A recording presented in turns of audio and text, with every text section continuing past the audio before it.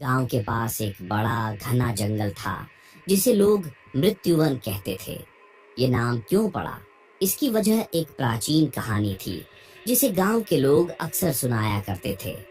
कहते हैं कि कई सदियों पहले उस जंगल में एक यक्षिणी का वास था जिसे एक क्रूर राजा ने छल से मार डाला था।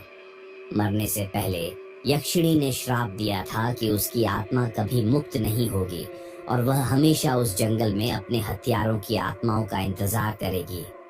वर्षों बाद गांव के युवा इस कहानी को मात्र एक मिथक समझते थे। उनमें से एक था अजय, जिसे डर जैसी चीजों पर विश्वास नहीं था। उसके दोस्तों ने उसे चुनौती दी कि वह मृत्युवन के अंदर जाकर वहां एक रात बिताए। अजय ने हंसते हुए चुनौती स्वीकार कर ली।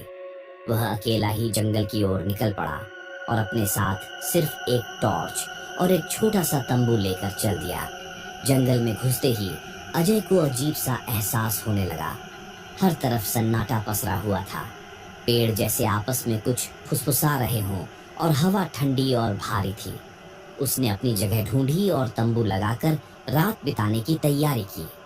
जैसे ही रात गहरी होती गई, अजय को हल्की हल्की आवाजें सुनाई देने लगी। शुरू में उसने इसे नजरअंदाज किया, लेकिन कुछ देर बाद आवाजें और तेज हो गईं। ये किसी औरत की सिसकियां थीं, जैसे कोई दर्द में हो।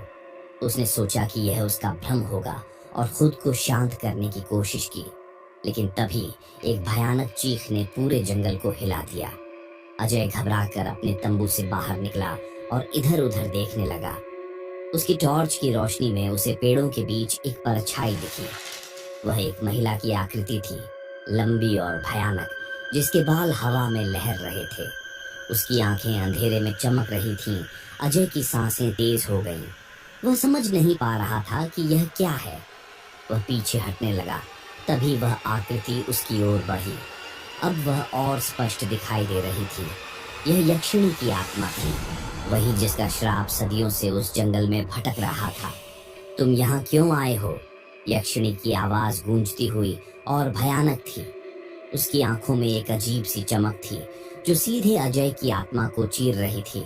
अजय कांपते हुए बोला, मैं बस एक चुनौती के लिए आया था। मुझे जाने दो, मैं तुम्हें परेशान नहीं करना चाहता। यक्षिणी ने एक ठंडी हंसी के साथ कहा, तुम्हारे जैसे कई आए और गए, पर कोई वापस नहीं लौटा। अब तुम भी नहीं लौटोगे। अजय ने भागने की कोशिश की, लेकिन उसके पैरों में जैसे जंजीरें बंध गई थीं। यक्षिणी धीरे धीरे उसकी ओर बढ़ी और उसके चेहरे पर अपनी नुकीली उंगलियों से छुआ। उसकी उंगलियों का स्पर्श बर्फ जैसा ठंडा और मृत था। अचानक अजय की आंखों के सामने अंधेरा छा गया और उसे महसूस हुआ कि वह धीरे धीरे बेहोश हो रहा है। जब उसकी आंखें खुली तो वह अब भी जंगल में था, लेकिन कुछ बदल चुका था।